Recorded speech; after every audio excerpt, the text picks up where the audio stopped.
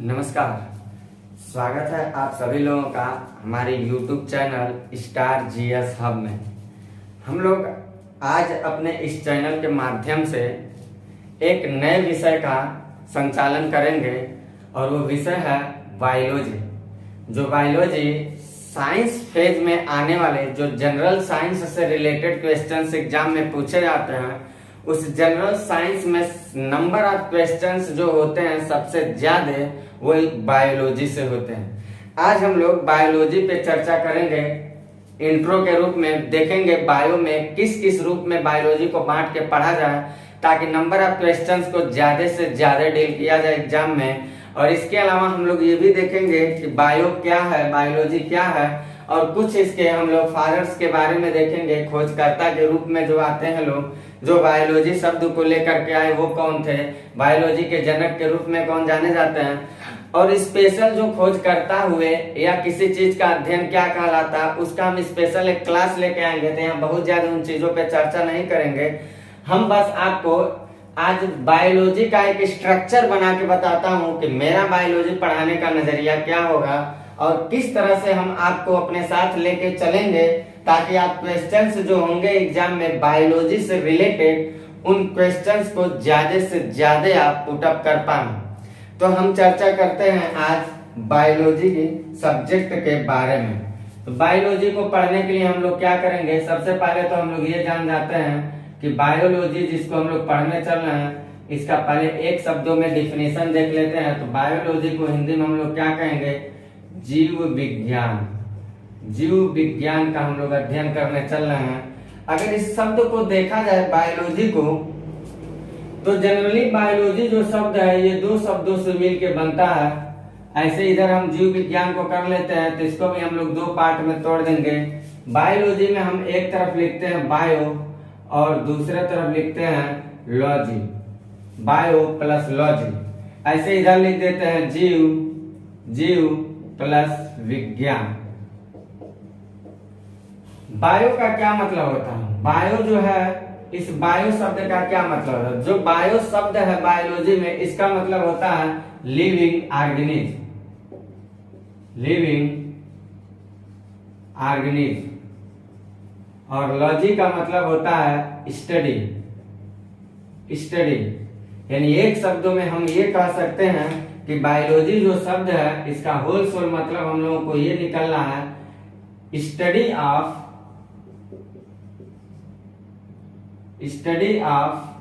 Living organism, study of living organism that is called biology. इसी को हम लोग देखते हैं हिंदी में क्या कह रहा है। तो जीव जो शब्द लिखे हैं इस जीव शब्द का हम लोग आशय बस यही समझ सकते हैं यहाँ समझने के लिए, जीवित प्राणी से, जीवित प्राणी से, यानी कि जीव से कह सकते हैं, जीव से, जीव जीवित प्राणी। और यहाँ विज्ञान जहां लिखा रहता है वहां मतलब ही होता है अध्ययन, अध्ययन। यानी कि एक शब्दों में इसको भी हम लोग कह सकते हैं कि जो जीवित प्राणियों का अध्ययन होता है, जो जीवित प्राणियों का अध्ययन होता है, यानी कि जीवित प्राणियों का अध्ययन, जीवित प्राणियों का अध्ययन, प्राणियों का अध्ययन बायोलॉजी कहलाता है, यानी जीव विज्ञान कहलाता है। तो हम लोग यहाँ क्या देखें, हम लोग ये देखें बायोलॉजी से रिलेटेड हम लोग बस ये जानिए, सिर्फ अभी हम लोगों के समझने की मुद्दा है। ये बायोलॉजी वर्ड को बस मैं बता रहा हूँ ये है क्या। जिस विषय का हम लोग संचालन करने चल रहे हैं, पढ़ने चल रहे हैं, वो विषय जनरली क्या है, बायोलॉजी क्या है। तो bio plus logy, living organism, और लॉजी का मतलब मैंने स्टडी लिख दिया, whole sole study of living organism that is called biology. यानी कह सकते हैं जीव विज्ञान जो है वो जीवित प्राणियों का अध्ययन करने वाला जो विज्ञान है उसको हम लोग कहते हैं जीव विज्ञान। ये बातें हम लोगों को इतनी याद रखना है। इसी से रिलेटेड एक दो बातें हम लोगों को और देखना है, और वो क्या देखना है, जो ये बायोलॉजी है, जो बायोलॉजी है इसका पार्टीशन किया गया, पार्ट ऑफ बायोलॉजी। तो जनरली ऐसा देखा जाता है बायोलॉजी को सामान्यतः दो रूपों में पढ़ाया जाता है, एक जूलॉजी और एक बॉटनी। लेकिन हम लोग क्या करेंगे, बायोलॉजी को पढ़ेंगे तो हम लोग बायोलॉजी को सामान्यतः 3 रूपों में तोड़ के पढ़ेंगे, एक जूलॉजी, एक बॉटनी और तीसरा जो फेज हम लोगों का होगा वो होगा माइक्रोबायोलॉजी। वो क्या होगा, माइक्रोबायोलॉजी। तो हम लोग बायोलॉजी को 3 फेजों में लेके चलेंगे, जूलॉजी, बॉटनी और माइक्रोबायोलॉजी। तो ये आप डिफिनेशन को पेस्ट कर लीजिए, इसको लिख लीजिए, फिर हम चलते हैं इसके पार्ट ऑफ बायोलॉजी सेक्शन पे, देखते हैं कि पार्टीशन बायोलॉजी का किस तरह से किया गया है। अभी आपको परिभाषा जानने के लिए बस यही कहना है कि जीवित प्राणियों का जो अध्ययन होता है, जीवित जितने जीव जंतु प्राणी हैं उनका अध्ययन बायोलॉजी कहलाता है, यानी कि जीव विज्ञान कहलाता है। अब इस जीव विज्ञान में किस किस तरह के जीवित प्राणी आएंगे उसको हम लोग देखते हैं। तो जीव जंतु आएंगे, एक वनस्पति आएंगे और एक सूक्ष्म जीव आएंगे। यही 3 रूपों में जीवित प्राणियों को धरती पे देखा जाता है। तीनों को हम लोग अलग अलग करके देखते हैं, तीनों को अलग अलग करके देखते हैं। हम इसको इरेज कर रहे हैं और बताते हैं आपको पार्ट ऑफ बायोलॉजी के बारे में, means how many kinds of biology या how many part of biology. अगर कोई क्वेश्चन पूछता है तो आप क्या कहेंगे there are 3 part of biology, first is that zoology and second is that botany and third is that microbiology. उस पे हम लोग चलते हैं चर्चा करने के लिए। इसको मैं इरेज करता हूं। परिभाषा के रूप में इतनी बात जानना आपको जरूरी है, इतनी बातों को जानिएगा, इसको ऐसे ही आप बिल्कुल ऐसे बना लीजिएगा। अब हम चलते हैं देखने part of biology. Part of biology हमारा अब अगला सवाल ये है, पार्ट ऑफ बायोलॉजी। तो पार्ट ऑफ बायोलॉजी को हम लोग कैसे देखेंगे, पार्ट ऑफ बायोलॉजी को तो जनरली इसको हम लोग 3 भागों में तोड़ के देखेंगे। पार्ट ऑफ बायोलॉजी को जनरली 3 भागों में हम लोग तोड़ के देखेंगे। एक भाग इसका क्या होगा, दूसरा भाग क्या होगा और तीसरा भाग क्या होगा। हम लोग इसमें एक भाग जो देखेंगे वो देखेंगे जूलॉजी के बारे में, जूलॉजी। दूसरा जो भाग हम लोग देखेंगे वो देखेंगे बॉटनी के बारे में, बॉटनी। और तीसरा जो फेज हम लोग देखेंगे इसको वो देखेंगे माइक्रोबायोलॉजी के बारे में, microbiology. In part of biology means there are 3 type of biology, part of biology. First is that zoology, second is that botany and third is that microbiology. zoology जो है इसमें हम लोग अध्ययन करेंगे जंतु विज्ञान का, इसमें हम लोग अध्ययन कर रहे हैं, यानी जंतु विज्ञान का अध्ययन करेंगे, जंतु विज्ञान। जो हमारा बॉटनी है इसमें हम लोग टोटल वनस्पति विज्ञान का अध्ययन करेंगे, वनस्पति विज्ञान का अध्ययन करेंगे, वनस्पति विज्ञान। और जो माइक्रोबायोलॉजी है यहाँ हम लोग सूक्ष्म जीवों का अध्ययन करेंगे, सूक्ष्म जीवों का अध्ययन करेंगे। ये सूक्ष्म जीव क्या होंगे, जैसे बैक्टीरिया हुए, जैसे वायरस हुए, जैसे फंगी हुए, ऐसे सूक्ष्म जीवों का हम लोग यहाँ अध्ययन करेंगे। ये 3 रूपों में हम लोग पढ़ेंगे। इसमें एक चीज आपको ये बता दूंगा कि हम लोग जिस सेक्शन को शुरू करेंगे पढ़ाई के लिए वो कौन सा सेक्शन होगा, इसमें जूलॉजी होगा, बॉटनी होगा या माइक्रोबायोलॉजी होगा। जूलॉजी होगा, बॉटनी होगा या माइक्रोबायोलॉजी होगा। तो जो नंबर ऑफ क्वेश्चंस एग्जाम में पूछे जाने के लिए आप चपरासी से लेकर कलेक्टर तक के एग्जाम पेपर को लीजिएगा और उसको मिलाइएगा प्रीवियस ईयर पेपर को, आपको नंबर ऑफ क्वेश्चंस जो दिखेंगे इन तीनों फेज में, नंबर ऑफ क्वेश्चंस जो दिखेंगे वो सबसे ज्यादा जूलॉजी से रिलेटेड दिखेंगे। सबसे ज्यादा जूलॉजी से रिलेटेड क्वेश्चंस आपको एग्जाम में दिखेंगे। यानी कह सकते हैं कि मोर देन 80% जो क्वेश्चंस होते हैं वो स्पेशल जूलॉजी से पूछे जाते हैं। More than 80%, sorry near about 80% question जो होते हैं वो कहां से पूछे जा रहे हैं, जूलॉजी से पूछे जाते हैं। 10%, नियर अबाउट 10% क्वेश्चन जो होते हैं वो बॉटनी से होते हैं और नियर अबाउट 10% के क्वेश्चंस आपके माइक्रोबायोलॉजी फेज से होते हैं। इन बातों को आप याद रखिएगा। यानी कि एग्जामिनर अगर आपसे 10 क्वेश्चंस पूछ रहा है किसी पेपर में तो लगभग 7 से 8 क्वेश्चंस जो होते हैं वो स्पेशल जूलॉजी से होते हैं, स्पेशल जूलॉजी से होते हैं। 7 से 8 क्वेश्चन जो होते हैं वो स्पेशल जूलॉजी से होते हैं।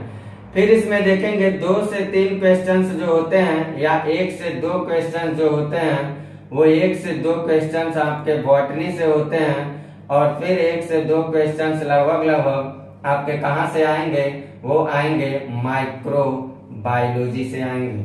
यानी कि एक चीज साबित होता है, एग्जामिनर जो क्वेश्चंस पूछता है वो सबसे ज्यादा टारगेट किस सब्जेक्ट को कर रहा है, बायोलॉजी के किस फेज को कर रहा है, तो वो जूलॉजी को करता है। इसलिए हम लोगों की क्लास जो पहले चलेगी वो जूलॉजी पे चलेगी। हम लोगों की पहली क्लास जूलॉजी की होगी और जूलॉजी में हम लोग देखेंगे हम लोगों को क्या क्या पढ़ना है। अभी मैं तीसरे स्टेप में बताऊंगा। हमारा जो इंट्रोडक्शन का वीडियो है ये 3 स्टेप में चलेगा। पहला स्टेप इंट्रो को जो मैंने लेकर के बताया आपको, पहला definition of biology, what is the definition of biology. तो हमने ये देखा कि study of living organism that is called biology. Second step मैंने आपको क्या बताया, how many part of biology, there are 3 parts of biology, first is that zoology, second is that botany and third is that microbiology. फिर मैंने ये आपको बताया कि नंबर ऑफ क्वेश्चंस जो एग्जाम में होते हैं बायोलॉजी के किस फेज से पूछे जाते हैं, तो मैंने आपको बताया नियर अबाउट 80% क्वेश्चंस अकेले जूलॉजी से पूछे जाते हैं। 2 स्टेप मैंने आपको बता चुका। तीसरा स्टेप मैं आपको ये बताऊंगा कि हम लोगों को जूलॉजी में क्या क्या पढ़ना है, बॉटनी को कैसे तोड़ के पढ़ना है और माइक्रोबायोलॉजी को कैसे तोड़ के पढ़ना है। जब तक सब्जेक्ट को तोड़ेंगे नहीं आप सिलेबस के अकॉर्डिंग, तब तक पढ़ाई करने का आनंद बिल्कुल नहीं आएगा। ये मेरा दावा है, बिल्कुल नहीं आएगा। ऐसे फकीरों की तरह याद करेंगे, सरक जाएगा दिमाग से, और बैठ के रोड पे जाके मंदिर में घंटी बजाएंगे और कहेंगे याद करने से जीएस याद नहीं होता, तो क्या घंटा याद होगा। अब हम लोग इसमें देखते हैं जूलॉजी, बॉटनी, माइक्रोबायोलॉजी मैंने बता दिया। क्वेश्चंस कितने पूछे जाते हैं इस पे मैंने चर्चा कर दिया।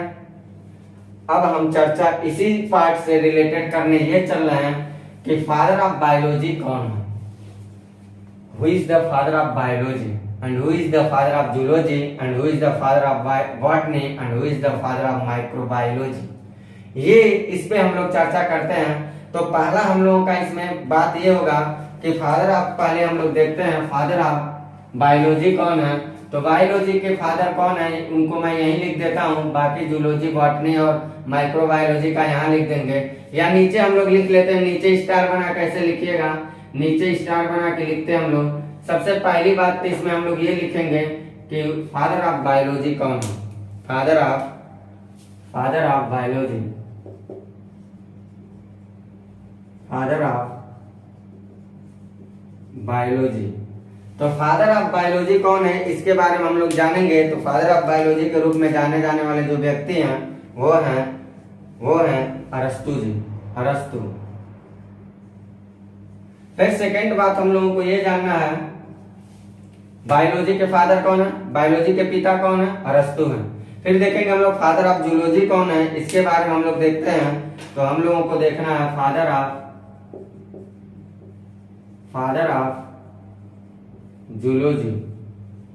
फादर ऑफ जूलॉजी भी अरस्तु जी ही हैं, जूलॉजी के भी फादर अरस्तु जी ही हैं। तो यहाँ हम लोग देखते हैं, यहाँ भी हम लोग लिखेंगे अरस्तु। फिर हम लोग देखते हैं फादर ऑफ बॉटनी। तीसरा हम लोग देखेंगे फादर ऑफ बॉटनी कौन है, बॉटनी के पिता कौन है, फादर ऑफ बॉटनी। तो फादर ऑफ बॉटनी जो है, बॉटनी के जो पिता हैं उनका नाम हम लोग लिख लेते हैं, उनका नाम है थियोफ्रेस्टस, थियोफ्रेस्टस। फिर इसके बाद हम लोग देखेंगे father of microbiology, who is the father of microbiology. अगली जो फेज हम लोग देखेंगे वो ये देखेंगे कि who is the father of microbiology, यानी कि फादर ऑफ माइक्रोबायोलॉजी। तो फादर ऑफ माइक्रोबायोलॉजी के रूप में जो जाने जाते हैं उनका नाम हम लोग लिख लेते हैं, वो हैं लुई पास्चर। उनका नाम आता है लुई पास्चर। अब एग्जामिनर एक सवाल हम लोगों से ये पूछता रहता है जो हम 5वें नंबर पे लिख रहे हैं, और वो सवाल एग्जामिनर ये पूछता है हु इज द इसमें आप लोगों का जूलॉजी, बॉटनी, माइक्रोबायोलॉजी हमने देख लिया। हाँ, एक सवाल ये पूछता रहता है कि first time biology word use by, मतलब फर्स्ट टाइम बायोलॉजी वर्ड का यूज, उपयोग कौन किए हैं, किनके द्वारा किया गया है, उनका नाम पूछा जाता है। तो हम लोगों को ये जानना है first time biology word use by, उनका नाम देखेंगे। एक आते हैं लैमार्क और एक है मिस्टर ट्रेविरेनस। यानी कि पहली बार बायोलॉजी शब्द का प्रयोग करने वाले जो व्यक्ति थे वो लैमार्क और ट्रेविरेनस थे। बायोलॉजी शब्द का प्रयोग किए थे, लेकिन बायोलॉजी शब्द के बारे में, बायोलॉजी शब्द को लेके आ रहे हैं, लेकिन बायोलॉजी के बारे में अध्ययन करने वाले जो पहले व्यक्ति आ रहे हैं वो आ रहे हैं अरस्तु। और बायोलॉजी का जो पार्टीशन किया गया, इसमें जूलॉजी को भी बताने का काम अरस्तु ही जी किए हैं, बॉटनी को बताने का काम थियोफ्रस्टस जी किए हैं, और माइक्रोबायोलॉजी के जो जनक के रूप में आ रहे हैं वो लुई पास्चर है। पांचवा बात हम लोग ये देखते हैं, first time biology word use by, first time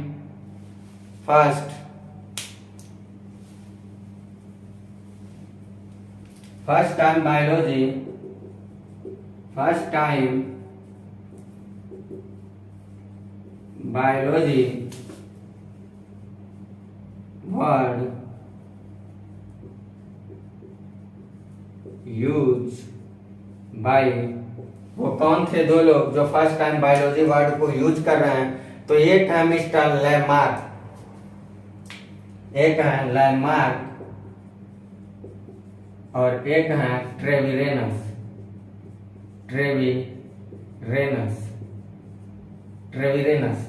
इतनी बातों को हम लोगों को part of biology second phase में इतनी बातों को याद रखना।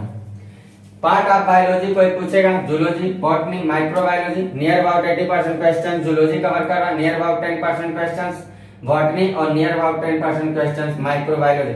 फादर ऑफ बायोलॉजी अरस्तु बोलेंगे, फादर ऑफ जूलॉजी अरस्तु, फादर ऑफ बॉटनी थियोफ्रस्टस, और फादर ऑफ माइक्रोबायोलॉजी हम लोग बोलेंगे Louis Pasteur, and first time biology word used by Lamarck and Treviranus.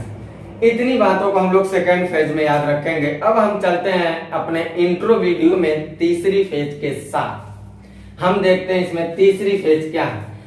अभी मैंने क्या बताया आप लोगों को, पहला फेज में बायोलॉजी का डेफिनेशन दिया, दूसरे पेज में मैंने बायोलॉजी का पार्टीशन किया और कुछ फादर जी लोग जो है बायोलॉजी से रिलेटेड उनके बारे में बताया, और कुछ साहब ऐसे हैं, एक साहब जो बायोलॉजी वर्ड को लेकर के आ रहे हैं उनके बारे में मैंने बताया। मेरी तीसरी फेज शुरू हो रही है, इंतजार करिए और देखते रहिए।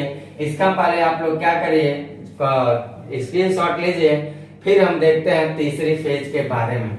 इसको मैं इरेज करता, मेरा तीसरी फेज किस कड़ी पे आता है जरा उसको देखते हैं।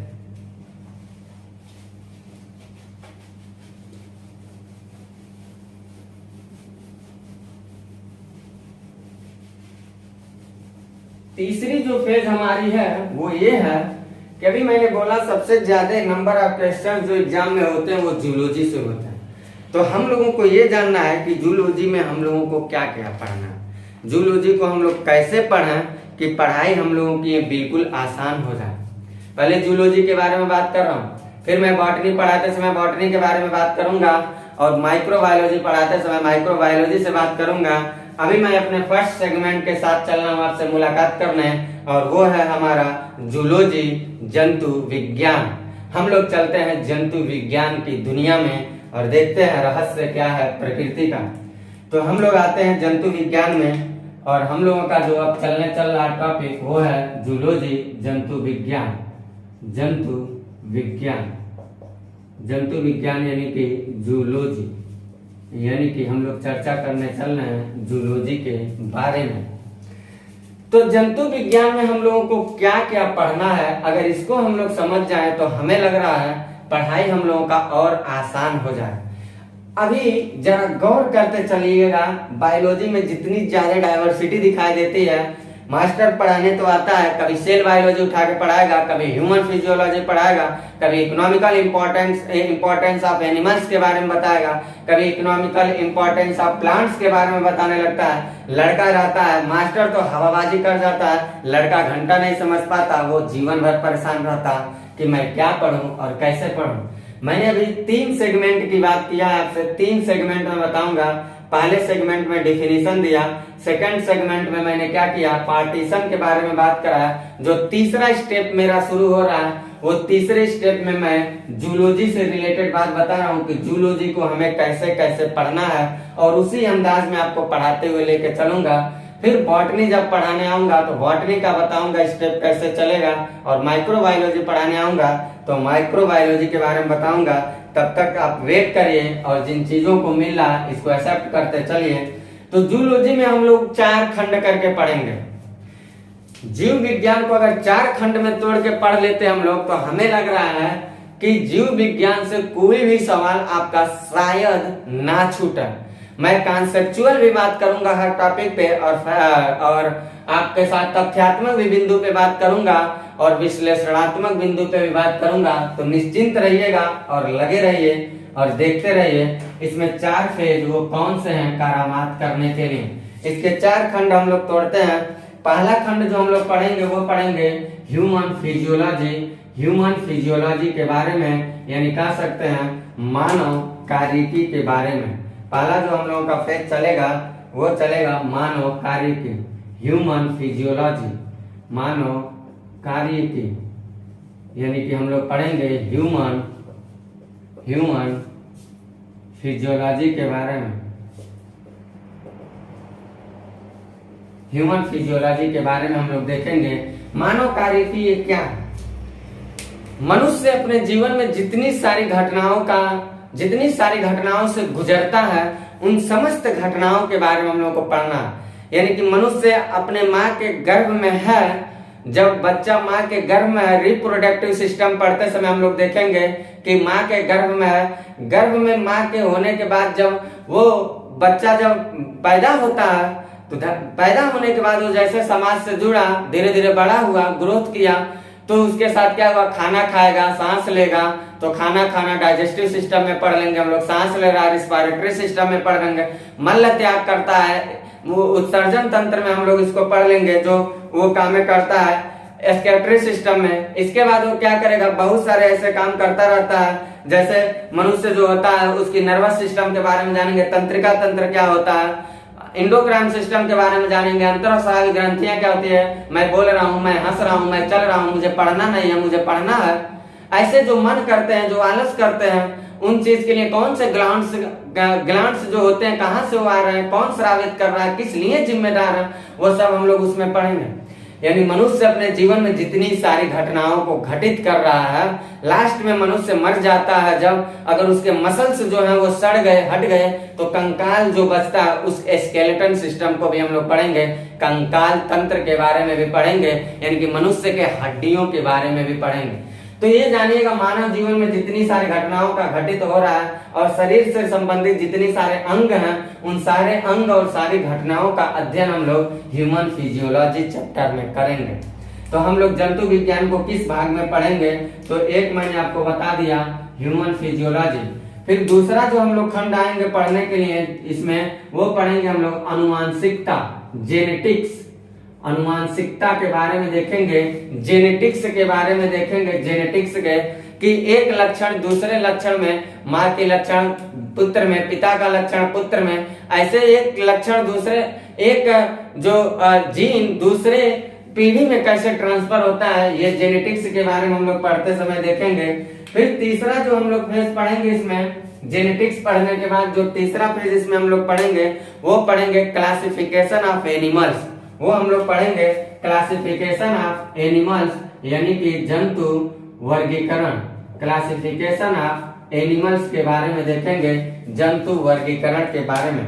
और चौथा जो हम लोगों का पार्ट होगा, वो चौथा पार्ट कौन सा होगा जूलॉजी का, उसको देखते हैं। वो हम लोगों का होगा चौथा पार्ट जो वो होगा कुछ आर्थिक महत्व के जंतुओं के बारे में अध्ययन करना, यानी कि एनिमल्स ऑफ इकोनॉमिकल इम्पैक्ट जो रख रहे हैं, इंपॉर्टेंस जो है उनके बारे में देखेंगे। इकोनॉमिकल इंपॉर्टेंस रखने वाले कौन कौन से एनिमल है, आर्थिक महत्व के जंतु कौन से हैं। तो हम लोग अगली बात देखेंगे आर्थिक महत्व के जंतु के बारे में देखेंगे, आर्थिक महत्व के जंतु के बारे में। अगर ये 4 खंड में करके हम लोग जूलॉजी को पढ़ते हैं तो हमें नहीं लग रहा है कि जूलॉजी से कोई और चीज छूटेगी आपके। ये मत सोचिएगा ये 4 चैप्टर है, ये चैप्टर नहीं है। अभी ह्यूमन फिजियोलॉजी को ही पढ़ा जाएगा तो ह्यूमन फिजियोलॉजी में ही 7-8 तरह के चैप्टर बन जाएंगे, 7-8 तरह की बातें आती हैं और एक एक बात को पढ़ने में हम लोगों को 2-2 3-3 दिन लग जाएंगे। तो यही बहुत बड़ा चैप्टर है।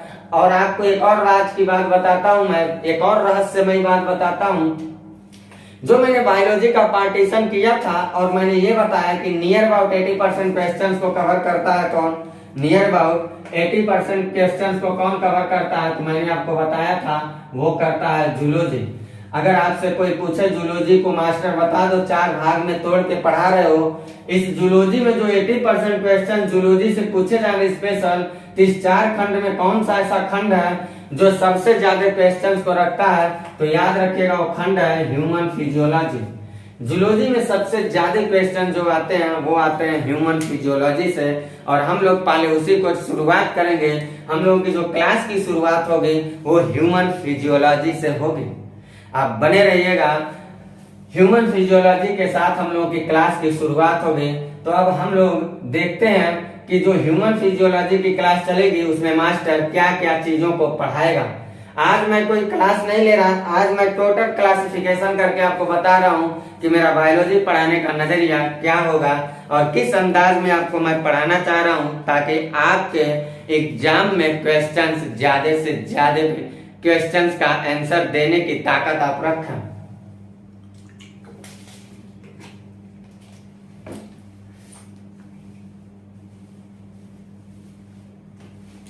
देखते हैं हम लोग आपको क्या क्या मैं बताया, जरा रिकवरी कर देता, आपको हो सकता है आपके दिमाग से सरक रहा होगा।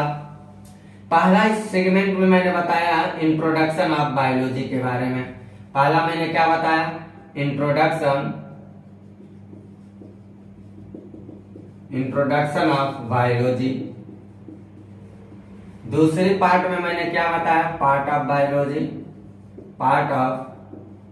बायोलॉजी दूसरी। और तीसरी सेक्टर में हमने आपको क्या बताया, पार्ट ऑफ जूलॉजी। ये पार्ट ऑफ जो जूलॉजी मैं लिख रहा हूं, ये याद रखिएगा कहीं पार्टीशन नहीं किया गया। हम आपके पढ़ाई को आसान करने के लिए पार्टीशन किया, ह्यूमन फिजियोलॉजी, जेनेटिक्स, फिर मैंने आपको क्या लिखाया, क्लासिफिकेशन ऑफ एनिमल्स, और मैंने आपको क्या लिखा, आर्थिक महत्व के जो जंतु हैं, यानी कि economical importance of animals.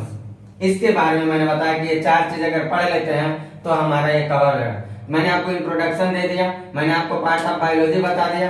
Part of biology में भी मैंने आपको तीनों बातें बताया। एक हम लोग पढ़ेंगे जूलॉजी के बारे में, एक जूलॉजी, एक बॉटनी, और एक हमने बताया माइक्रोबायोलॉजी के बारे में। तो हम लोग इसी के खंड को उठा करके 4 भाग तोड़े हैं।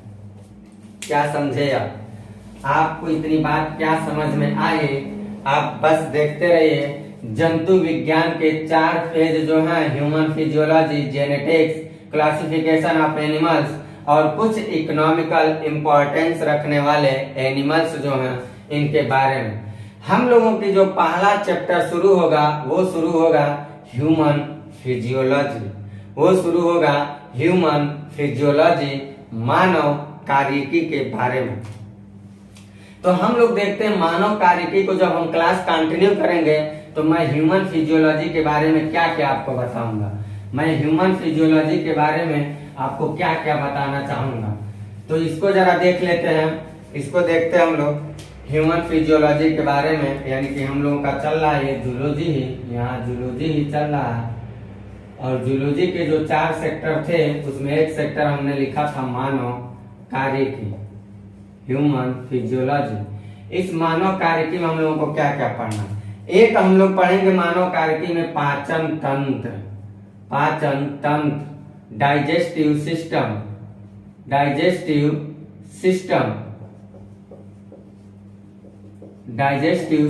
के बारे में हम लोग देखेंगे, डाइजेस्टिव सिस्टम, पाचन तंत्र। दूसरा जो इसमें हम लोग पढ़ेंगे वो पढ़ेंगे श्वसन तंत्र, दूसरा जो हम लोग पढ़ेंगे वो पढ़ेंगे श्वसन तंत्र।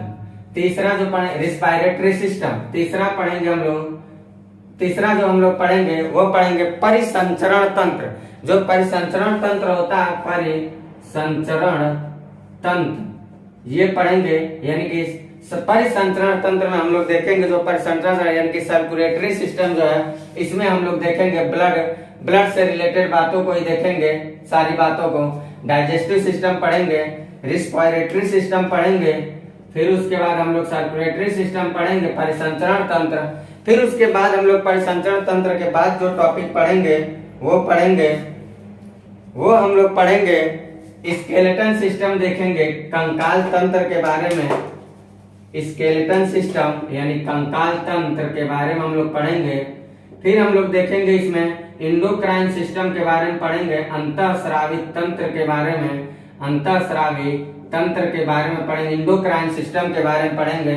फिर हम लोग पढ़ेंगे तंत्रिका तंत्र के बारे में, नर्वस सिस्टम के बारे में पढ़ेंगे, तंत्रिका तंत्र के बारे में पढ़ेंगे। फिर इसके अलावा हम लोग देखेंगे पाचन तंत्र, श्वसन तंत्र, परिसंचरण तंत्र, कंकाल तंत्र, अंतःस्रावी तंत्र, तंत्रिका तंत्र। इसके बाद हम लोग इसमें पढ़ेंगे नर्वस सिस्टम हो गया, नर्वस सिस्टम हो गया, तंत्रिका तंत्र। फिर इसमें हम लोग जो पढ़ेंगे वो पढ़ेंगे रिप्रोडक्टिव सिस्टम के बारे में पढ़ेंगे, प्रजनन तंत्र के बारे में पढ़ेंगे, रिप्रोडक्टिव सिस्टम के बारे में पढ़ेंगे। इसके अलावा हम लोग देखेंगे उत्सर्जन तंत्र के बारे में पढ़ेंगे, उत्सर्जन तंत्र के बारे में पढ़ेंगे। उत्सर्जन तंत्र में हम लोग स्पेशल स्केटरी सिस्टम के बारे में देखेंगे। और लास्ट में जो हम लोग देखेंगे वो लास्ट में हम लोग देखेंगे एक तरह से एज सिस्टम के बारे में देखेंगे। एज सिस्टम क्या होता है, यानी कह सकते हैं एक तरह से बुढ़ौती क्या होता है, बुढ़ापा क्या होता है। तो एज सिस्टम के बारे में हम लोग लास्ट क्लास देख लेंगे। तो हम लोग अगर इतनी बातों को अध्ययन करेंगे, इतनी बातों की अगर हम लोग चर्चा कर लें ईमानदारी से, तो हमें लग रहा है कि हम लोग ह्यूमन फिजियोलॉजी की हर बातों को पढ़ लिए। ह्यूमन फिजियोलॉजी में पाचन तंत्र, डाइजेस्टिव सिस्टम, श्वसन तंत्र, परिसंचरण तंत्र, कंकाल तंत्र, अंतःस्रावी तंत्र, तंत्रिका तंत्र, प्रजनन तंत्र, उत्सर्जन तंत्र। और लास्ट में ये कोई चैप्टर वैप्टर नहीं है, याद रखिएगा, ये कोई चैप्टर वैप्टर नहीं है, ये एज सिस्टम कोई चैप्टर नहीं है, इसको बस ऐसे देखा जाएगा। तो हमने आपको क्या बताया कि जो जूलॉजी हम लोग पढ़ेंगे, जंतु विज्ञान, इस जूलॉजी में, इस जंतु विज्ञान में हम लोगों को क्या क्या पढ़ना है। तो जंतु विज्ञान में मैंने आपको बताया है 4 चीजें पढ़ना है। एक मानव कार्यकी पढ़ना है, एक हम लोगों को पढ़ना है मानव कार्यकी के बारे में, मानव कार्यकी। फिर हमने आपको बताया एक अनुवांशिकता पढ़ना है, अनुवांशिकता। फिर हमने आपको बताया कि जंतुओं का वर्गीकरण, क्लासिफिकेशन ऑफ एनिमल्स, जंतु वर्गीकरण पढ़ना है, जंतु वर्गीकरण। और हमने बताया आर्थिक महत्व के जंतु पढ़ना है, आर्थिक महत्व के जंतु पढ़ना है। इन 4 चीजों को पढ़ना है तो हमारा बायोलॉजी कंप्लीट हो जाएगा, जूलॉजी कंप्लीट हो जाएगा। इन्हीं 4 चीजों में एक चीज को पकड़ के मैंने लेके चला आया, और वो एक चीज कौन है, वो एक चीज है ह्यूमन फिजियोलॉजी, वो एक चीज है ह्यूमन फिजियोलॉजी। और ह्यूमन फिजियोलॉजी में इतने सारे हम लोगों को चीजों पे अध्ययन करना। हमें लग रहा है कि आप अब स्ट्रक्चर को, जूलॉजी से रिलेटेड बातों को समझ पाए होंगे। मैंने एक सेक्टर में आपको बायोलॉजी का डिफिनेशन दिया, दूसरे सेक्टर में पार्टीशन बताया, और तीसरे सेक्टर में मैंने क्या किया, जूलॉजी का में जो 4 भाग होते हैं इनको बताया। और इन चारों में एक मानव कार्य की जो ह्यूमन फिजियोलॉजी, उस ह्यूमन फिजियोलॉजी को तोड़ दिया कि इतने भाग हैं ह्यूमन फिजियोलॉजी में। अब हम कल मिलते हैं आपसे क्लास के साथ। अभी मैं आपको सारी बातें इंट्रोड्यूस कराया सारे चीजों से। हमारी जो पहली क्लास अब आ रही है बायोलॉजी की, वो होगी डाइजेस्टिव सिस्टम से, पाचन तंत्र से हम शुरू करते हैं अपनी क्लास को। आप लोग ज्यादा से ज्यादा संख्या में ये शेयर करिए इसको अपने दोस्तों तक। और बायोलॉजी एक मुख्य सेगमेंट है जीएस का, हमें लग रहा है जनरल साइंस का सबसे ही इम्पोर्टेंट, मोस्ट इम्पोर्टेंट सेक्टर है। और हमें लग रहा है कि कोई ऐसा एग्जाम नहीं होगा भारत का जहां जनरल साइंस अगर क्वेश्चन पूछे जा रहे हो तो नंबर ऑफ क्वेश्चन बायोलॉजी का कम हो, ऐसा कहीं नहीं है। लगभग नंबर ऑफ क्वेश्चन बायोलॉजी का ज्यादा ही रहता है। तो आप लोग जुड़िए, लाइक करिए चैनल को, अगर पसंद आता है तो लाइक करिए, शेयर करिए, सब्सक्राइब करिए। फिर मैं आपसे कल मिलता हूं अपने डाइजेस्टिव सिस्टम के साथ। वीडियो को रोक रोक के जरा गहनता से समझिएगा, बहुत ज्यादा डाइवर्सिटी दिखाई देता है। मैं क्या कहना चाहूँ उसको समझ के नोटबुक बनाते चलिएगा साथ साथ। कल मैं अपनी पहली क्लास के साथ मिलता हूँ डाइजेस्टिव सिस्टम के साथ। लेता हूँ आपसे इजाजत। Bye, best of luck.